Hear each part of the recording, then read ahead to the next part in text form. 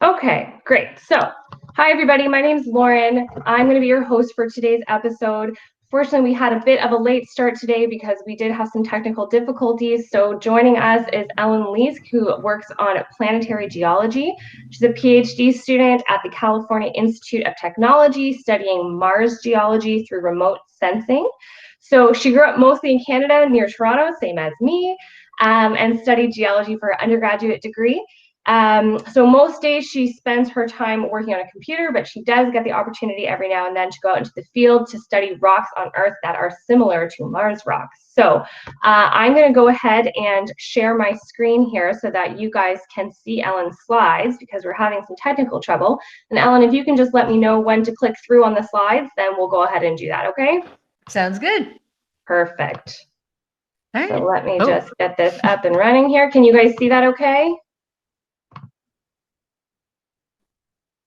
Ellen, can you see my screen okay? Yeah, I can see your screen. Perfect. Yeah, is that good? Right. Okay, yes, that's perfect. Great. So just say slide when you're ready for me to change. All right. So hi, everybody. Sorry about the technical difficulties. I'm a PhD student working on planetary geology. And so if you can change the slide. So I started off just really into rocks as a kid. So I don't know if any of you have rock collections or anything like that, or like playing in the dirt and seeing how things change. But it was just got into planetary geology from straight up playing with rocks and playing in the dirt all the time when I was growing up. And so if you go ahead to the next slide. So we know that Earth is a planet, right? And so you can, all the things you can learn about studying the rocks on Earth, you can apply to all these different other planetary bodies that also have rocks. And so I'm just going to start off by showing you some of the things that got me really into planetary geology when I was doing my undergraduate degree on geology. So if you go ahead one slide. Off by showing you some of the things that got me really into planetary geology. I'm getting an echo now. Oh, sorry about that. Oh, no worries. All right, so this is one of my favorite images ever. And so this is a picture of Io, which is one of the moons of Jupiter. And that little blue thing at the top is an enormous volcanic eruption. And this is an actual picture. It's not like an artist thinking what it might look like. This is a picture that was taken by a spacecraft. And so if you go ahead one slide, you can compare it like a volcanic eruption on this moon of Jupiter to a volcanic eruption on Earth. And so that one's from a couple of years ago. Oh, sorry. That's okay. And, hang on. Sorry, guys. I think it's showing the title slide again. Yeah. Oh, sorry. There we go. Okay. And then so this is just showing a volcanic eruption on Earth. And so you can see with the blue sky in the background, you can see that's definitely Earth. If you go ahead one slide, what I thought is really cool about this is that, so Io is one of the moons of Jupiter. And the reason that you have volcanic eruptions is because you have to have it get hot. The rock has to turn into a liquid. But the reason that the rock turns into a liquid when it gets hot on Io is because it's being pulled all the time by all the other moons that are around it. So if you've ever played with like blue tack or sticky tack, when you pull it apart and you start pulling it, it starts to get hot in the middle. And that's the same reason that you get volcanoes coming up on these other planets, because it gets hot in the middle from being pulled around. All right, so if you go ahead one slide.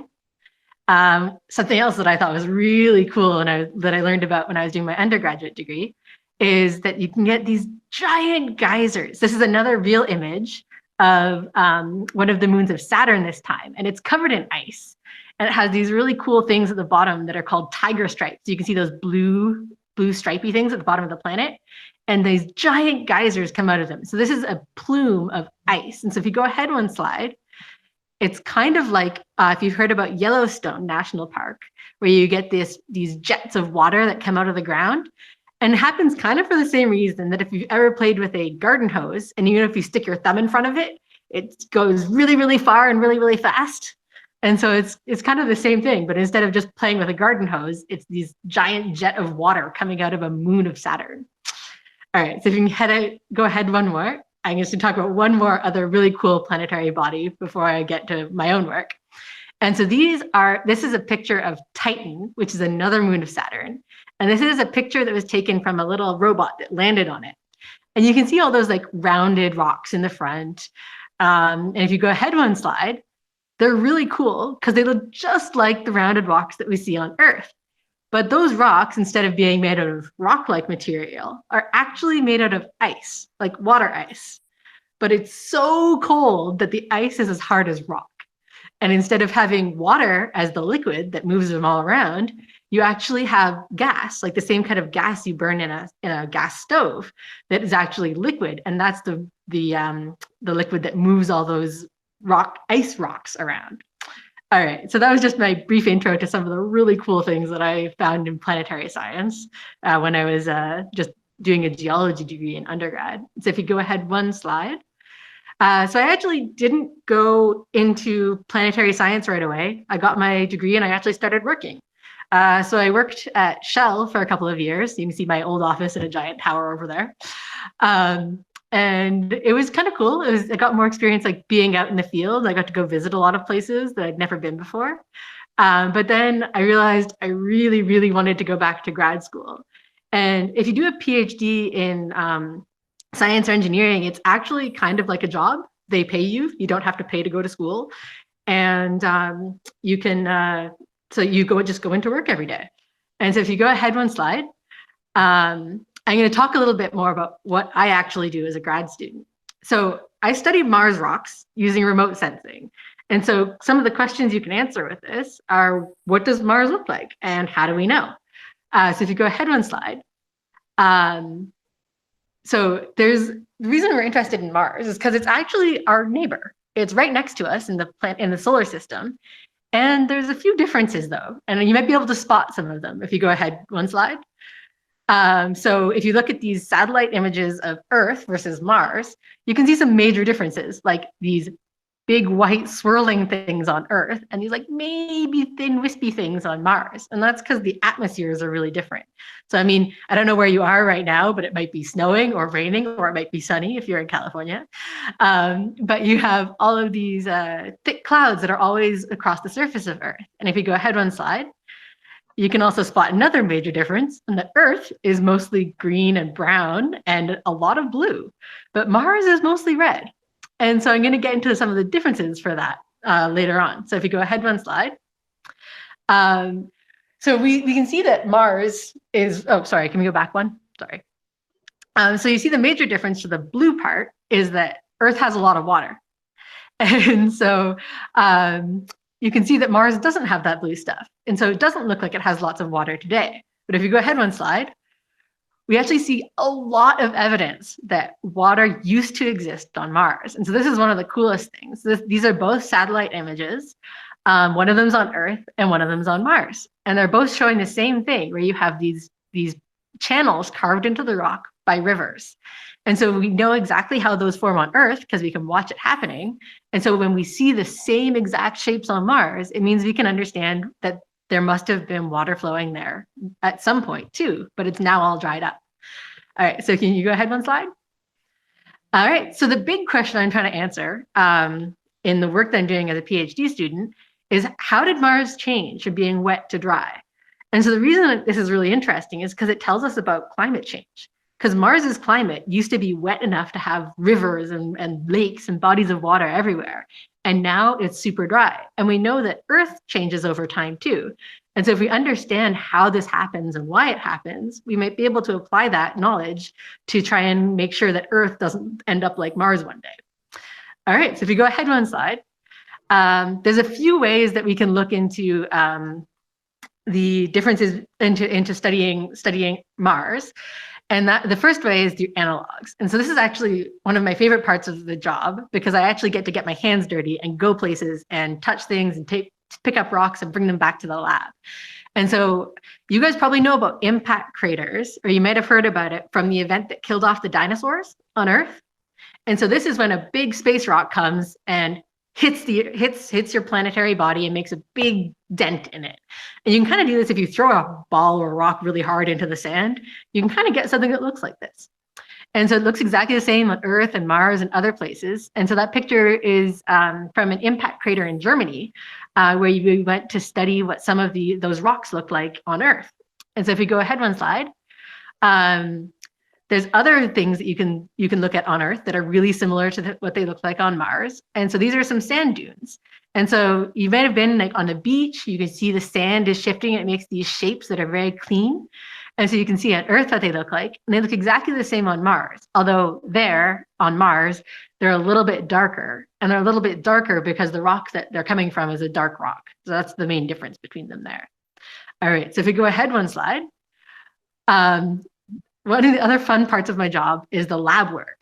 And so we get to do, when we go into the field and pick up all these rocks, we can bring them back and study them in more detail. So we can find out what it's made out of, what it looks like under a microscope, all these things. So we get to do lots of work like building frames to hold special cameras. We can actually like do DNA extractions.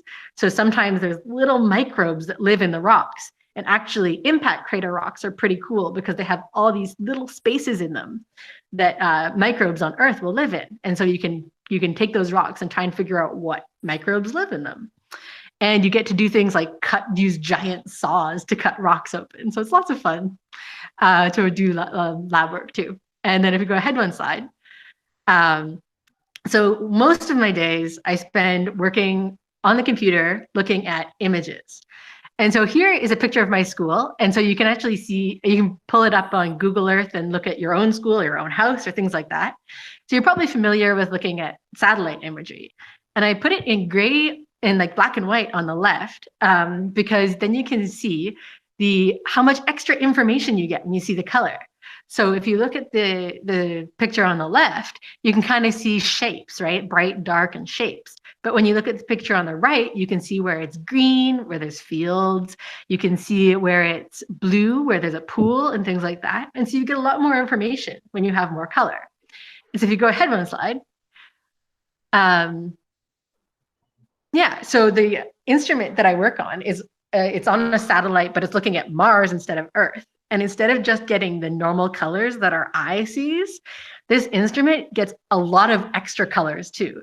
And so basically it's different types of light. So if you've heard about UV light, it's light it's kind of like extra purple, and but your eyes can't see it anymore.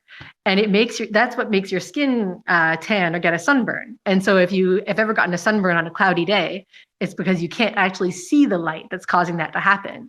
And on the other end, for wavelengths, for light that's even different than longer than the red sort of part of the rainbow, it's in the infrared. And so this is how night vision goggles work, if you've ever heard of that. And so they just basically see extra wavelengths of light that our eyes can't see. And so you get lots of information. So instead of just having color, it's like having extra colors that you can see. And so you can understand a lot more about what you're looking at. So if you go ahead one slide, I'm going to show you what that looks like. So this is some field work. So I went to Oman, which is in the Middle East, and we took this extra special camera. You can see it's on a tripod there. And it's one of these cameras that can see all these extra colors. And so in the top image, you can see what it looks like. So there's this little spring system, and there's a bunch of us who are doing the field work there. And then if you look at it with these extra colors, you can see it looks really weird. We're all blue and we look exactly like the water. And the reason we all look blue is because that camera is seeing the colors that are present at long wavelengths in the water that is the same as the water that's in our skin. And so it's pretty cool. You can see all this different information about what it's made of when you look at these extra colors, essentially. So if you move ahead one slide. So what I really focus on in my research is looking at clay and looking at salts. And so clay is really cool. So you've probably played with clay, whether it may be in an art class or something like that, when you've picked up the clay and you know what it feels like under your fingers, and you know it's really wet. And so clay on Earth only forms in wet places. So I don't know if you've ever been to a lake or a beach or a river and you walk in and you step on it and it squidges between your toes. So it's exactly the same kind of setting on Mars. And so the bottom picture there is a picture of a rock on Mars that is made out of clay as well. And so that tells us that there used to have to be clay minerals that were present in lakes on Mars. And so it tells us that there used to be water and what kind of water had to be there. So if we move ahead one slide, the other part of my work is looking at what salt can tell us. And so you're all familiar with salt. It's the only rock that we eat on a daily basis. And so it's really cool because you get salt always evaporate, or you always get salt when you evaporate lots of water from the surface. And so if you've ever been to the ocean, gone swimming, and you take or you gargle with salt water when you're sick, you can feel what that feels like. And you can taste it, and it's exactly the same rock that you see on Mars. And so on Mars, you can see these blue patches there. That's the salt that was left behind by a giant lake that used to be at the surface of Mars. And so I'm looking at that to try and tell us, okay, those are probably the last things that were present, the last bits of water that were present on the surface of Mars. So I'm trying to figure out when that happened and what other minerals are there that can tell us more about the different what the waters were made of, not just water, but the other things that were in it at the time that water had Mars last, or Mars had water last. All right, I think that's the end. So thank you so much for, yeah. So I just wanted to reiterate that the reason it's really interesting to look at Mars and look at how Mars's climate has changed over time is because it can really help us understand more about Earth as well. And that has real world implications for how we might be able to make things stay as they are so that we can keep living on Earth for as long as possible. All right, thank you. And I'm happy to take any questions. Okay, let me just stop sharing my screen here. There we go, perfect. Okay, so our improvisation worked pretty well, I thought. Sorry again for the delay. It was a wonderful talk in the end though. So let's do some questions. I'm gonna go ahead and start with Miss Erickson's class in Stratford, Connecticut. It's a group of grade 5s. So let's hear a big hello from Miss Erickson's class. Hello. Hi. Okay, does anyone have any questions for Miss Leask? Logan? If Mars was dried up like in dinosaur time, how would you know that? If the dinosaur time could be when the meteor struck Earth and killed all the dinosaurs, it probably hit Mars and wiped away most of the water in Earth, or I mean Mars, and just like, hang on, sorry. I didn't quite catch that. Can you come closer to the microphone? Come up closer to the microphone. So basically, when the dinosaur or when the meteors hit Earth and broke the dinosaurs off the Earth, it maybe some meteors missed Earth and hit Mars and like got rid of most of the water on Mars, and it evaporated over time when humans started getting back. Yeah, so you're right. There are lots of asteroids that hit Mars as well as Earth, and actually more of them hit Mars because Mars is right next to the asteroid belt. So there's lots of rocks nearby that can hit them. But so you can see what's left behind when a meteorite hits Mars a lot more easily than you can see what's left behind when a meteorite hits Earth, because Earth has lots of water that's always moving over it and erasing the patterns that you used to see. And so on Mars, we can actually see all the biggest impacts still. And so we know that there was water after those big impacts because there's these little rivers that are on the side. So we know that the impacts didn't get rid of the water.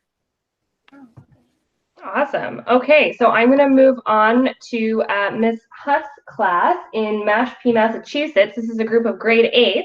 So let's hear a big hello from you guys. Hi. Hi. Hello. Do we have any questions? Yes, we do have a question. Great. Hi, my name is Robert, and my question is, what are some of the benefits you have from your job? Pardon? The benefits you have? Like in terms of health and things like that, or? Like some of the things that you like enjoy about it. Oh, yeah, sorry. I think I've been too much of an adult for a while. Yeah, so the things I like best about my job is that any day, like, you have bad days, everybody has bad days. I still get to look at images of another planet. And it's really cool because so the satellites that send back images, there's so much information there that nobody's had a chance to go through all of it yet.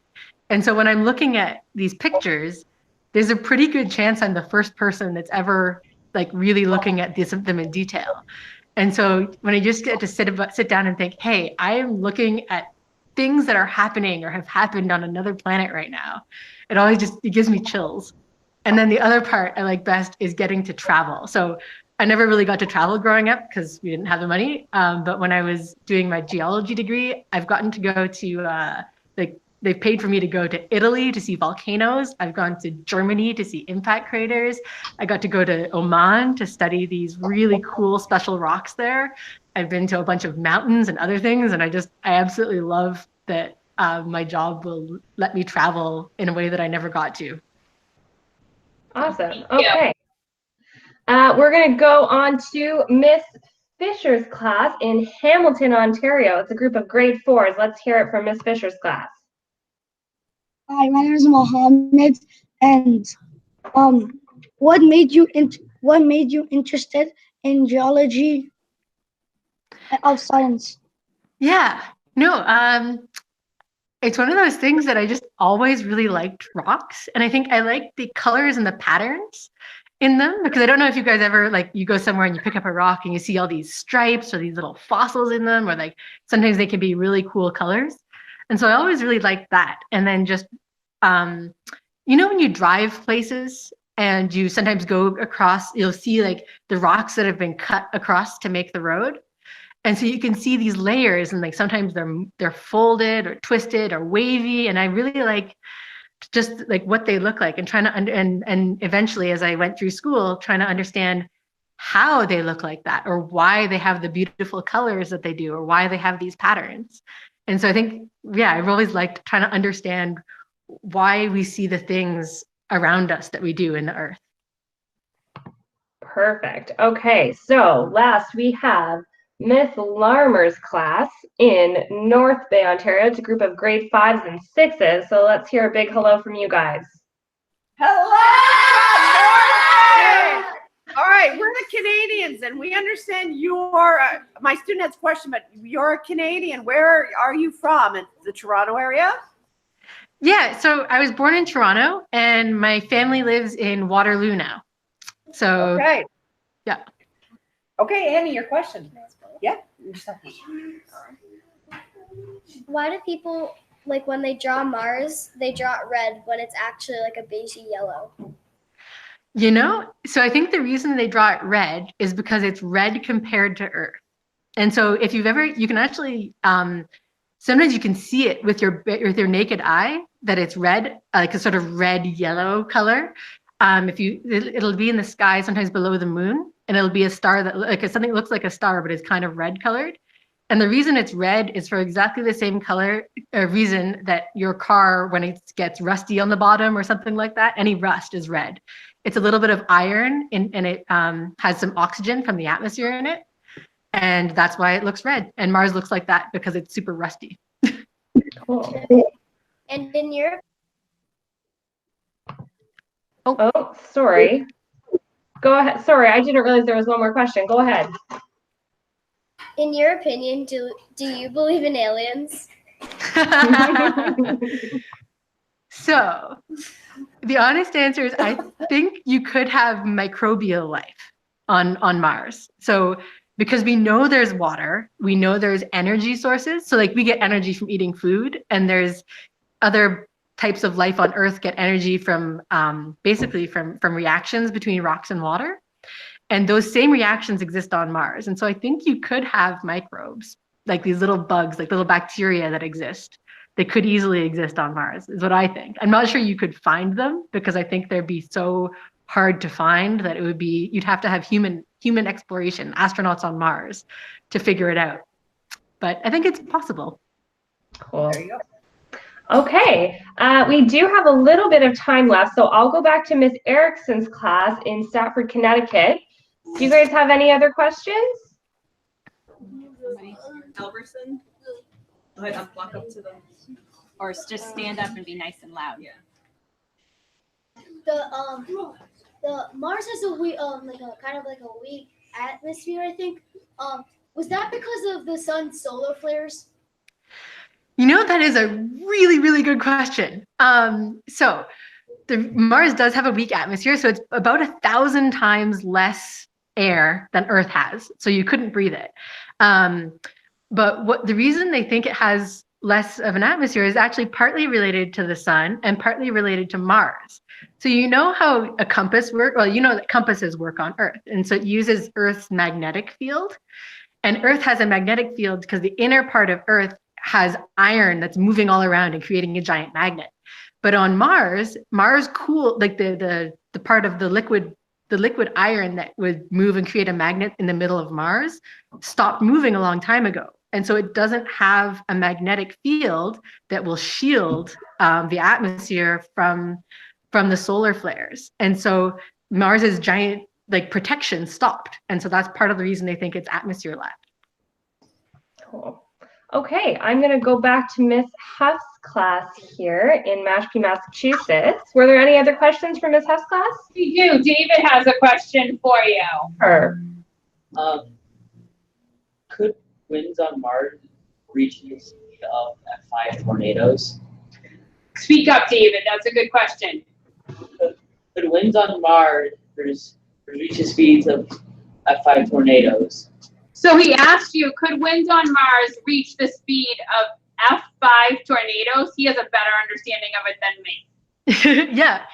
So it was a long time since I took my atmospheric science class on tornadoes, but there are definitely dust devils on Mars. So basically you get those little mini tornadoes. So they've seen these happening in real time with the satellite imagery. So wind speed actually works differently when you have a different amount of gravity, and because you have slightly different forces. And so what you could do is you would look at you can measure some of the wind speeds by measuring how fast the dunes move. So basically you take a picture of a sand dune and then you come back later and see how where it's moved to. And so you do get an estimate of some of the wind speeds, but there's actually some satellites that are going around right now that are trying to better understand how fast the winds move on Mars. So I don't know whether they could ever get that fast, but I think there are people working on that. So thank you. Okay, Miss Fisher's class. Any more questions from you guys? Hi, my name's Ahmed. Have you ever found a fossil? I have. Not on Mars. Okay. No, Where? So they've never. Where? Pardon? Do you want to answer the question about fossils on Mars, or which we haven't found, or fossils on Earth? Both. Both. Okay. So nobody's ever found a fossil on Mars, but so they're trying to send the next rover, so the next little robot to Mars. They're going to try and look for them. So that's like one of the main points that they're going to try and find. And what they're looking for are they're not kind of really cool fossils that you might think of. They're sort of fossils of germs and microbes and bacteria that they're looking for, because they think that that's the most likely kind of life that they could find. But on Earth, I've gotten to find some really cool fossils. Actually, like even when I was really little, just around Waterloo, they have lots of fossils in the limestones here. So if you pick up a sort of light gray rock, you can often see these little things that look like Cheerios, and they're actually fossils of like sea creatures. The coolest fossil I ever got to see was you're looking at a place in Utah in the US that is, it has rivers that look like some of the rivers we see on Mars, but the rocks that are there are actually, it's the biggest dinosaur fossil bearing rock unit that we know of in the North America. And so I got to see real dinosaur bones in the field, in the rocks, before they got like cleaned up. That was really cool. Wow, that sounds very cool. Okay, we're going to go back to Miss Larmer's class one last time here. Any more questions from Miss Larmer? Oh, hi. Why did you choose Mars to study instead of all the other planets? Yeah, so the reason, so I told you, like, I'm a geologist. So I did my undergraduate degree in geology and worked in geology. And so the reason I chose Mars is because right now, that's the planet that we have the most geological information for. Because if you think about Jupiter or Saturn, those planets are mostly made of gas, not rocks, and they're far out, so there isn't as much information. And so I wanted to study Mars because we have the most information to be able to do real geology on it right now. Cool. Okay, thank you. Okay, well, guys, that's all the time we have for today. But thank you all so much for your patience while we worked out our technical difficulties. We really appreciate it. And thank you so much to Ms. Leask for the awesome presentation. Can everyone say a big goodbye and a big thank you for Ms. Leask? Bye. Bye. Okay. Have a great weekend, everybody. Thank you so much, Ellen. Yeah, thank you for bearing with me and sorry for the technical difficulties Of there. course, no problem. All right.